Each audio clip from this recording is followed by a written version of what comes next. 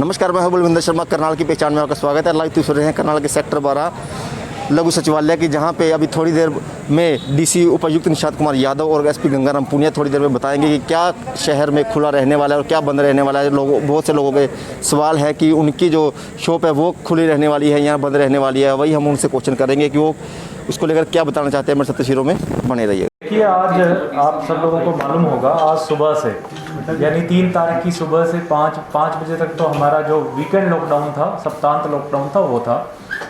उसके बाद से अब 1 हफ्ते का हरियाणा सरकार ने लॉकडाउन अनाउंस किया है। इसकी जो वैलिडिटी रहेगी वो आज 3 तारीख को 5 बजे से लेकर 10 तारीख की 5 बजे तक रहेगी।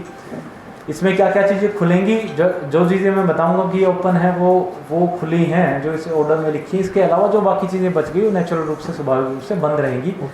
एक तो जितने भी हमारे स्टेट गवर्नमेंट, सेंट्रल गवर्नमेंट और ऑटोनोमस बॉडीज़, कॉरपोरेशन, इनके दफ्तर हैं, ये खुलेंगे। इनके एम्प्लॉयज़ को भी मूवमेंट की परमिशन रहेगी, नंबर 1। नंबर 2, हेल्थ रिलेटेड जितने भी हमारी सर्विसेज हैं, चाहे वो नर्सिंग होम्स हों, हॉस्पिटल्स हों, क्लिनिक्स हों, वैक्सीनेशन सेंटर्स हों, लैब्स हों, कोई फार्मा इंडस्ट्रीज़ हों, हेल्थ से संबंधित सारी चीज़ें खुलेंगी। और उनके जो लोग हैं उनसे जुड़े हुए, उनको आई कार्ड दिखाने पे ही जो है परमिशन मिल जाएगी, उनको किसी पासेस की आवश्यकता नहीं है। नंबर 3, जो वेटनरी सर्विसेज हैं उनसे भी जुड़े जितने भी लोग हैं, चाहे वो अस्पताल में काम करते हों, लैब्स में करते हों, उनको भी मूवमेंट की आज़ादी है। और वो जो वेटनरी सेंटर्स वगैरह हैं वो खुलेंगे।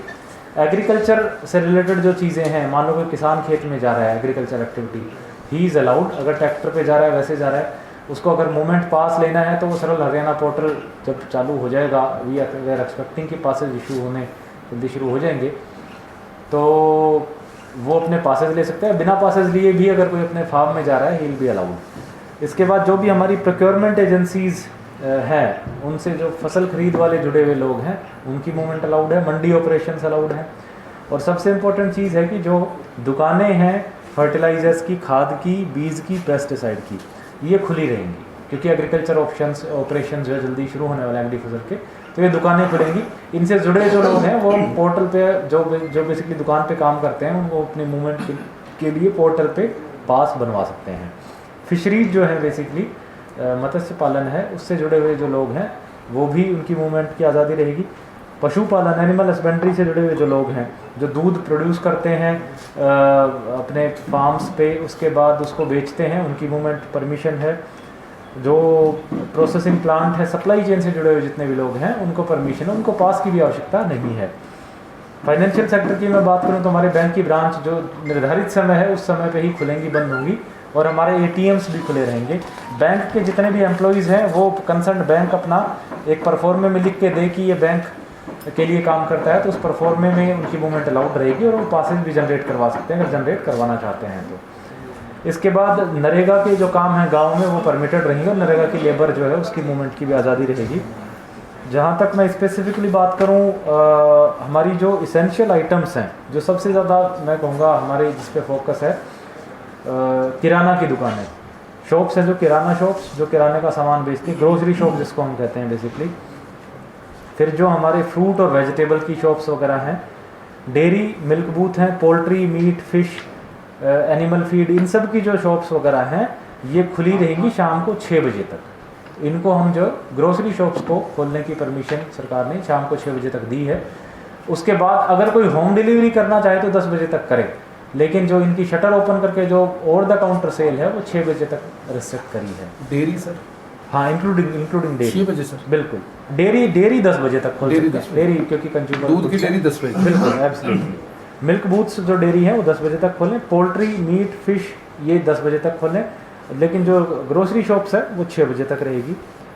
उसके बाद जो हमारे होटल्स हैं वो खुले रह सकते हैं अगर वहाँ टूरिस्ट रह रहे हैं तो, उस पर्पज़ के लिए वो they can remain open 24 hours. Industries permitted है, इंडस्ट्रीज़ के लिए पासेस भी बनने शुरू हो गए हैं, तो वो अपने वर्कर्स की पासेस बनवा के चालू रख सकते हैं।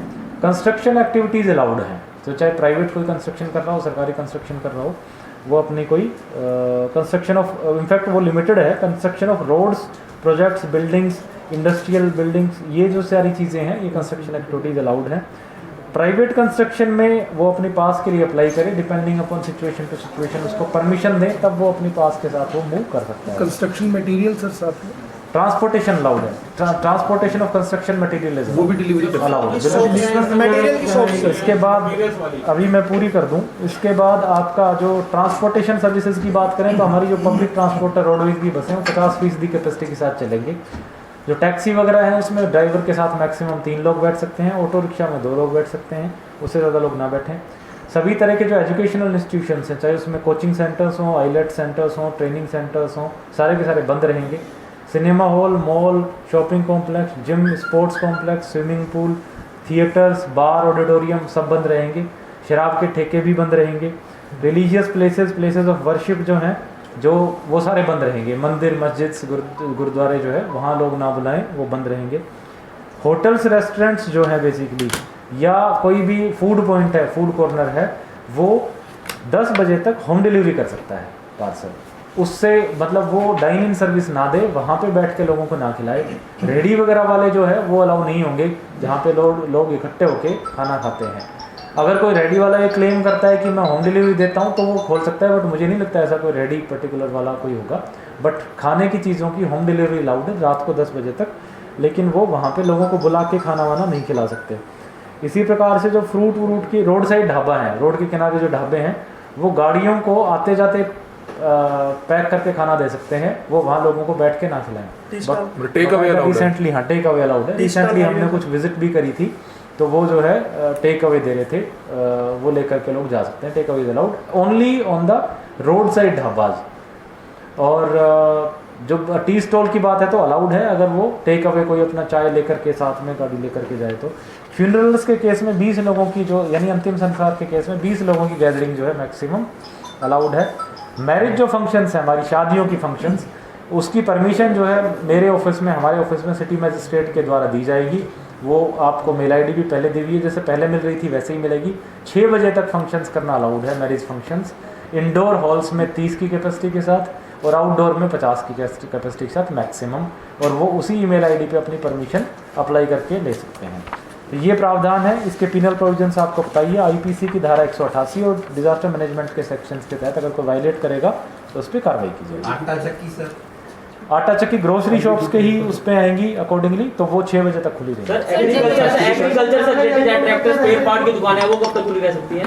स्पेयर पार्ट्स की दुकानें जो हमारी फोल्ड जो इसकी बीज की, फर्टिलाइजर्स की जो इस तरह की शर्तें हैं, तो वो उसी के साथ साथ 6 बजे तक खुली, स्पेयर पार्ट्स की जो ट्रैक्टर 6 बजे तक खुली रहेगी। सर जो सेल्फ एम्प्लॉयड है, टेक्नीशियन, प्लम्बर, कारपेंटर, जैसे इसमें लिखा है कि जो सेल्फ एम्प्लॉयड है, इलेक्ट्रिशियन, प्लम्बर है, उनको इजाजत है, तो दे रिक्वायर मूवमेंट पास कैसे? They require movement passes, yes, उनके मूवमेंट पासेस जनरेट होंगे। बाकायदा पासेस में कैटेगरी है, इलेक्ट्रिशियन, प्लम्बर जो एसेंशियल सर्विसेज देते हैं। ऑनलाइन सर कैसे अप्लाई करें पास के लिए, और बता दें। काफी सरल हरियाणा जो पोर्टल है हमारा सरकार का, पिछली बार भी पासेस उस पे जिस पे बने थे, उस पे जब आप जाओगे सेलेक्ट करोगे तो उसमें काफ़ी सारी कैटेगरीज आती हैं। कोई इंडस्ट्रियल वर्कर के लिए पास बनवाना चाह रहा है, कोई एग्रीकल्चर एक्टिविटी के लिए बनवाना चाह रहा है, वो आप सेलेक्ट करोगे, वो पास अप्लाई होगा। कुछ पासेज अभी सरकार प्रोसेस में है कि आपको इमीडिएटली मिल जाएंगे, जैसे इंडस्ट्रियल वर्कर्स के इमीडिएटली मिल जाएंगे, आपको परमिशन की आवश्यकता नहीं है। लेकिन कुछ पासेज जो है वो हमारे यहाँ से अप्रूव होंगे, तो उसके लिए हमने व्यवस्था बनाई है कि जो डिप्टी कमिश्नर को, डीसी को यूज़र आईडी पासवर्ड दिया गया है, उसके हम सब हेड क्रिएट करेंगे।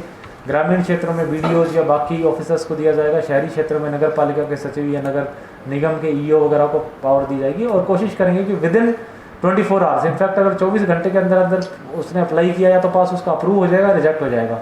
अगर दोनों में से फैसला नहीं लिया जाता तो अप्रूव समझ करके वो अपना ट्रैवल कर ले। सर बिल्डिंग मटेरियल की शॉप जो है, कंस्ट्रक्शन मटेरियल की शॉप से प्राइवेट, अगर कोई इनफैक्ट जो गवर्नमेंट कंस्ट्रक्शन एक्टिविटीज़ हैं क्योंकि वो अलाउड है, तो कंस्ट्रक्शन मटेरियल की जो शॉप्स, वहाँ से गवर्नमेंट कंस्ट्रक्शन के लिए सामान आएगा तो उसको ले जाना अलाउड है, तो कंस्ट्रक्शन मटेरियल की शॉप्स ओपन। प्राइवेट के लिए परमिशन नहीं, प्राइवेट मूवमेंट की परमिशन नहीं। सर जिनको मूवमेंट पास दिया जाएगा, क्या पहले उनसे नेगेटिव रिपोर्ट चाहिए होगी, क्योंकि वो लोगों के घर जा जाकर सप्लाई कर रहे हैं, तो पहले मेरे हिसाब से अच्छा पॉइंट है। मेरे ख्याल से उसमें अभी तो उसका खुद का पॉइंट होगा कि वो अपना फिल इन करेगा कि भाई वो कोविड पॉजिटिव तो नहीं है, बट अगर हमें इस तरह की रिपोर्ट की आवश्यकता होगी तो हम चेक करा के इसको ऐड करवा सकते हैं। अगर सर उन्हें पास मिल गया लेकिन उसके बावजूद उन्हें पुलिस जो है रोक रही है और उन्हें जाने नहीं दे रही। नहीं, मुझे नहीं लगता इस तरह की बात है, क्योंकि कुछ दिनों तक पहले जो पोर्टल था वो ऑटो मोड में ऑपरेशनल था।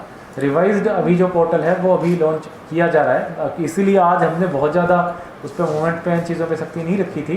As soon as the portal is ready और उसके बाद जो रिवाइज्ड पासेज जो इस बार के लॉकडाउन के पासेज जनरेट शुरू हो जाएंगे, तो उस पास का फॉर्मेट भी हम अपने सारे पुलिस कर्मियों को दे देंगे, तो उसको दिखा सर गर्मियों का सीजन चल रहा है सर, एसी की जो डिलीवरी अगर कोई होम डिलीवरी करना चाहे तो इट इज पॉसिबल मूवमेंट पास अगर उसको कर सकता है। होम डिलीवरी गवर्नमेंट को रेवेन्यू गोडाउन से कर सकता है, एयर गोडाउन से कर सकता है, और एसी रिपेयर वगैरह इलेक्ट्रिशियंस जो है बेसिकली इंस्टॉलेशन वगैरह का जो काम वो अपना पास बनवा करके ले। इलेक्ट्रिकल्स की दुकानें बंद रहेंगी सर। मेला लगता है सर, सुबह काफी बहुत भीड़ होती है सर वहाँ पर, तो उसके लिए सर सब्जी मंडी का हमारी व्यवस्था आई थी, कुछ जगह भी आइडेंटिफाई की है, शिफ्ट करेंगे जल्दी ही, बाकी डिसेंट मेरी एक रिक्वेस्ट है आपसे, सरकारी हॉस्पिटल्स में एम्बुलेंस की कमी है, प्राइवेट वाले मनमानी वाले पैसे ले रहे हैं, तो कुछ एक ऐसा रूल बनाए आप जिससे एक नियमित पैसे डिसाइड किए जाएं। अगर इस तरह की बात है तो मेरे ख्याल से रेट फिक्सेशन ऑलरेडी होगी भी, जैसे बेड्स की है, अगर नहीं है तो हम एक बार सिविल सर्जन से टाई अप करके रेट फिक्स करेंगे। शराब खरीदने वाले बड़े परेशान है सर, उनके लिए क्या गाइडलाइन? अभी के लिए ठेके बंद रहेंगे, सरकार के जो डायरेक्शन है वो एसेंशियल चीजों में नहीं आते। गैस एजेंसीज के लिए कोई गैस एजेंसीज खुली रहेंगी, तो होम डिलीवरी दे सकती है। रूरल एरिया में, गांव के एरिया में जो है वो बीज की जो दुकानें हैं, खाद बीज की जो दुकानें हैं, वो अभी तक बंद थी, क्योंकि कल भी हमारी बात हुई थी मजिस्ट्रेट साहब। नहीं, वो खोल सकते हैं, हम डायरेक्शंस दे देंगे, रूरल भी और शहरी भी दोनों जगह खोल सकते हैं। सर कल्पना चावला के अंदर बेड की अवेलेबिलिटी जो है वो नहीं है, और दूसरी तरफ दुआ मेडिकल में कोरोना चल रहा है, उसका क्या होगा जो वैक्सीनेशन चल रहा है? हाँ यस, ये अच्छा सवाल पूछा, मैं बताना भूल गया। जो लोग वैक्सीनेशन के लिए अधिकृत हैं वो बिल्कुल उनकी मूवमेंट अलाउड है। मोबाइल पे जो मैसेज आएगा वैक्सीनेशन का वो लेकर के जा सकते हैं। कुछ लोग ऐसे भी हैं जो 45 साल से ऊपर हैं, जिनको रजिस्ट्रेशन की आवश्यकता नहीं है, बिना रजिस्ट्रेशन के ही वो ऑन द स्पॉट साइट पे जाके वैक्सीनेशन करा सकते हैं। उनके लिए अगर उनको कोई इस तरह की दिक्कत आती है मूवमेंट में, तो वहाँ concerned duty magistrate police person को या तो बता दें या फिर अपना मूवमेंट पास बनवा लें पोर्टल पे। और जो बेसिकली 18 से 45 साल की उम्र के लोग हैं वो तो जो मोबाइल पे मैसेज आया रजिस्ट्रेशन का, क्योंकि उनको सिर्फ रजिस्ट्रेशन के बाद ही वैक्सीनेशन हो रही है, तो मैसेज दिखा के मूव कर सकते हैं। नहीं है, और दुआ मेडिकल जो है, दुआ मेडिकल को पहले तो कोरोना के लिए चिन्हित किया गया था, लेकिन अब उसको हटाया जा रहा है, और 2 बेड थे अवेलेबल, लेकिन पेशेंट को नहीं दिया उन्होंने। तो क्या कहना चाहेंगे कि उसको क्यों हटाया जा रहा है? बेड की अवेलेबिलिटी हम इन जनरल एक तो अस्पतालों में बढ़ा रहे हैं, कुछ हॉस्पिटल्स मैंने चेक करे थे, कुछ और भी हम जो है धीरे धीरे करके मैं कोशिश कर रहा हूँ कि मैं सारे अस्पताल एक बार देख लूँ। कुछ ऐसे हमें केसेस मिले मेरे विजिट के दौरान भी और दौरान भी कि कुछ पेशेंट जिनको एक्चुअली हॉस्पिटलाइजेशन की ज़रूरत ही नहीं है, जो घर पे ठीक हो सकते हैं, बहुत कम ऑक्सीजन सैचुरेशन की रिक्वायरमेंट है, उनको भी अस्पतालों ने भर्ती कर रखा है। तो मैं उनसे रिक्वेस्ट करूंगा, आज हमने बल्कि हर एक अस्पताल में एक टीम भेजी है, SDM है हमारे, IS अंडर ट्रेनिंग है, सारे लोग अभी हॉस्पिटल्स में ही हैं, गए हुए हैं, तो हम वो चिन्हित करा के तुरंत जो है उनको डिस्चार्ज करवाएंगे ताकि हॉस्पिटल की अवेलेबिलिटी बढ़े। और बात यह आई थी कि ज़्यादा से ज़्यादा बेड क्रिएट करें, उसमें हमारा हिंड्रेंस है, उसमें हमारी जो ऑक्सीजन की सप्लाई है वो हमें रिस्ट्रिक्ट करती है कि हम बहुत ज़्यादा संख्या में बेड नहीं बढ़ा सकते, क्योंकि अदरवाइज़ तो फिर हर आदमी को हर एक बेड पे हम ऑक्सीजन सप्लाई नहीं दे पाएंगे। तो हमारी ऑक्सीजन की जो अवेलेबिलिटी है सरकार ने 10 टन से 12 टन बढ़ाई है ज़िले की, कोशिश करेंगे इसको। एक बार हमने डिमांड तो 16 टन की भेजी है, अगर हमें मिल जाती है तो हम उसमें 4 टन के गैप में लगभग 400 से 500 पेशेंट बढ़ा पाएंगे। हमारी अगला जो प्रयास है वो ये है कि जो हमारे सब डिविजनल जगह हैं, असंध, घरौंडा और इंद्री, यहाँ पे भी हम जो है कोविड हॉस्पिटल शुरू करें 20-20 बेड के, ताकि लोगों को वहाँ से एम्बुलेंसेज वगैरह लेकर के, जो कि ज़्यादा रेट भी चार्ज करने की खबरें आई हैं, तो उनको ट्रैवल ना करना पड़े। तो हम जल्दी ही जो है बाकी सब डिविजनल लेवल पे भी अस्पताल शुरू करें। पार्क वगैरह, मंदिर वगैरह, पार्क और मंदिर बंद रहेंगे, बंद रहेंगे, अटल सेवा केंद्र चालू रहेगा, सरकारी दफ्तर का। पार्क छोटी सी डिमांड है कि पत्रकारों को और उनकी फैमिली के लिए सर कोविड का इंजेक्शन लगवाने के लिए सर कोई छोटा सा कोई प्रोग्राम बनवा दीजिए वैक्सीनेशन के लिए। तो हम ऐसा कर लेंगे, कोई एक हमारे जो वैक्सीनेशन पॉइंट्स हैं 100 से ऊपर हैं, उनमें से कोई भी 2 वैक्सीनेशन या 3 वैक्सीनेशन पॉइंट चिन्हित कर देंगे, जिसमें स्पेसिफिकली जो हमारे मीडिया के साथी हैं वो जा करके अपनी वैक्सीनेशन करा सकते हैं। हम डे भी 1-2 दिन में आपको सभी का टेस्ट भी कह देंगे, इस कमेटी के पैसे अप्रूव किए 50 लाख रुपए, उससे क्या उसमें से 30 लाख का तो टैंक अभी इनफैक्ट हम उसको रोज ट्रैक कर रहे हैं, वो परसों चला था आंध्र प्रदेश से, आज अभी यूपी बॉर्डर पे पहुंचा है। हमको हमारा अनुमान है कि कल सुबह तक वो पहुंच जाएगा। तो एक तो 10 टन का टैंक हम वहाँ काफी मदद मिलेगी सर, उससे बड़ी मदद का इशू था बिल्कुल। उसके बाद कल्पना चावला में मैनीफोल्ड्स लगवा रहे हैं, अभी तक अब सिर्फ 3rd फ्लोर तक ही ऑक्सीजन सप्लाई है, इसलिए हमारी जो बेड अवेलेबिलिटी रिस्ट्रिक्टेड है, हम सिर्फ 300 सवा 300 बेड ही ऑक्सीजन सप्लाई वहाँ दे पा रहे हैं। एक समय जब आएगा, जब तो आएगा कुछ दिनों में, जब हमें ऑक्सीजन ज़्यादा मिलनी शुरू हो जाएगी तो मैनिफेल्ड्स लगा करके हम 6th फ्लोर तक ऑक्सीजन पहुँचाएंगे ताकि हम नंबर ऑफ बेड्स 200 और जोड़ सकें कल्पना चावला में। सर नाई तो वो प्रयास करें। सर अभी सलून्स बंद रहेंगे, सलून्स अभी बंद। स्थिति क्या चल रही है सर, करनाल की अभी क्या स्थिति चल रही है, लोगों से क्या कुछ बताना चाहेंगे, क्योंकि आपके ऊपर काफी विश्वास है करनाल के लोगों को, क्या कुछ बताना करनाल चाहेंगे? में सिचुएशन अभी टेंस है लेकिन अंडर कंट्रोल है, इस तरह की कोई चिंता वाली बात नहीं है। अब हमारा लगभग सैचुरेशन मेरे ख्याल आ गया है, जितने केसेस आते हैं उतने ही लोग ठीक भी हो रहे हैं और जो लगभग 10 से 12 रोजाना पेशेंट इतना एवरेज आता है जो जिनको आईसीयू की रिक्वायरमेंट होती है। अब हमारा पूरा जो फोकस है वो है कि किस तरीके से हम हमारी आईसीयू कैपेसिटी बढ़ाएं। ऑक्सीजन बेड्स इतनी चैलेंज नहीं है, एक बार ऑक्सीजन मिलने लग जाए, अब हम प्रयास इस पे कर रहे हैं 1-2 दिन व्यवस्था बनाने की, लोगों को सिलेंडर्स हम घर पे दे सकें। तो उसके लिए हम एक कुछ पैरामीटर तय कर रहे हैं कि उसकी ऑक्सीजन सैचुरेशन इतनी हो और उसको रोजाना दिन में 2 बार जो है डॉक्टर्स परामर्श कर दे घर पे ही, ताकि लोगों को हॉस्पिटल की तरफ भागना ना पड़े। तो हम होम डिलीवरी ऑफ ऑक्सीजन भी जल्दी शुरू करेंगे। सरकारी एजेंसी वो अपना पोर्टल पर रजिस्टर करे, पैरामीटर्स डाले और अगर उसके पैरामीटर्स मीट करते हैं कि उसको ऑक्सीजन चाहिए तो उसको घर पे जाके सिलेंडर मिल जाएगा। सर सरकारी तो वो प्रयास हमारा जारी है। सामाजिक संस्थाओं से भी संपर्क साधा जा रहा है। कल सामाजिक संस्थाओं की हम मीटिंग बुला रहे हैं क्योंकि काफ़ी सारी चीज़ें हमें नहीं करनी है। राशन भी आगे क्योंकि लॉकडाउन लगा है, कई लोगों को नुकसान होगा, वो बांटना है, तो हमें उनकी सहयोग की आवश्यकता है, उनसे विचार विमर्श भी करना है। वैक्सीनेशन में हमें उनका सहयोग चाहिए, तो कल उनसे सबसे एक बार हम बैठक करेंगे। वैक्सीनेशन के लिए रजिस्टर्ड करना जरूरी है, पर कुछ जो अनपढ़ लोग हैं जैसे गरीब तबका है वो अपने आप को कैसे वैक्सीनेट वो अपने नियर बाई जो CSC सेंटर है वहाँ जा करके अपने जो CSC तो अपने का बंद रहेगा, CSC जो गाँव में जो हमारे सेंटर्स हैं वहाँ जा करके अपना रजिस्ट्रेशन करा सकते हैं। सर बेकरी कन्फेक्शनरी के लिए क्या रहेगा? बेकरी के लिए आई थिंक हम वर्कआउट सर बेकरी 6 बजे तक और होम डिलीवरी अभी 6 बजे तक और एक सर सवाल एसपी साहब से है सर, कल सेक्टर 13 में सर एक लैब टेक्नीशियन था, उसका पास फाड़ दिया पुलिस ने, उसके पास पास भी था, गुस्सा था, क्या था पता नहीं। ऐसा लग रहा है कि जैसे पुलिस के पास ओवरलोड है और उसका जो खमियाजा जनरल पब्लिक को भुगतना पड़ता है। हम मौके पे गए, कवरेज सिर्फ इसलिए नहीं की ताकि पैनिक ना हो, लेकिन पुलिस के पास सर पूरी यानी कि ऑर्डर्स की कॉपी नहीं होती उनकी। अगर कोई ट्रेनिंग करवा दो सर, कोई वायरलेस सिस्टम हो, यानी लोग ज़्यादा परेशान पुलिस से हो रहे हैं सर। देखिए सरकार के जो भी दिशा निर्देश आते हैं वो डाउन दी लाइन, क्योंकि एक्चुअल में जो नीचे ग्राउंड पे काम कर रहा है वो कांस्टेबल हेड कांस्टेबल रैंक के कर रहे होते हैं, तो हम उनका जो हिंदी में ट्रांसलेशन करके भी भिजवाते हैं और वायरलेस हेड पे भी उनकी ब्रीफिंग की जाती है। कोई 1-2 हो सकता है कोई ऐसा केस आया हो तो वो हम उसको दिखवा लेंगे, लेकिन अदरवाइज़ भी यदि मैं आम जनता से भी अनुरोध करना चाहूँगा कि यदि किसी के साथ में ऐसा कोई इशू आ रहा है तो आप कंट्रोल रूम पे 100 नंबर पे भी कॉल कर सकते हैं। सभी SHOs के, हमारे DSPs के नंबर वेबसाइट पे अवेलेबल है, वो आप कभी भी उनसे कॉन्टैक्ट कर सकते हैं। हम ये सुनिश्चित करने का प्रयास करेंगे कि सख्ती जरूर हो, लेकिन उसके साथ साथ आम जन के साथ में शिष्ट व्यवहार। एक सर रेलवे रोड का वीडियो वायरल हुआ था जिसमें कुछ होमगार्ड्स के जवान एक लड़के को बुरी तरह से पीट रहे हैं।